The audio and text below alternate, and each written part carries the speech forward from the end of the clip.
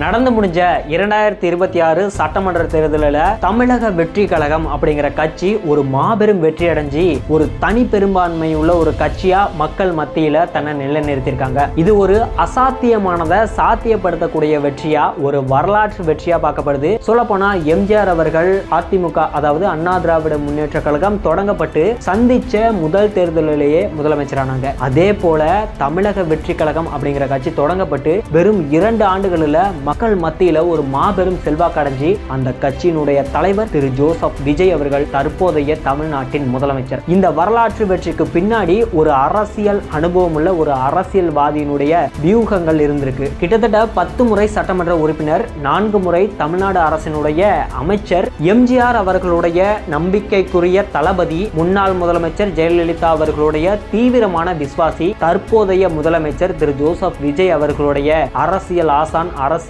குரு, நம்ம தமிழ்நாட்டினுடைய நிதித்துறை அமைச்சர், தமிழ்நாடு சட்டமன்ற அவை தலைவர், தமிழக வெற்றி கழக தொண்டர்களால KAS அப்படின்னு அன்போடு அழைக்கப்படக்கூடிய குள்ளம்பாளையம் அர்த்தநாரி செங்கோட்டையன் அவர்களுடைய அரசியல் பயணத்தையும் இவர் மட்டும் இப்படி ஒரு வியூகங்களை வகுக்கிறாரு. இவர் யாரு கூட நின்னாலும் அவங்க மாபெரும் வெற்றி அடைகிறாங்க அப்படிங்கிற சந்தேகம் உங்க எல்லாருக்குமே இருக்கும். அந்த வியூகத்தையும் இந்த வீடியோல நம்ம தெளிவா பார்க்கலாம்.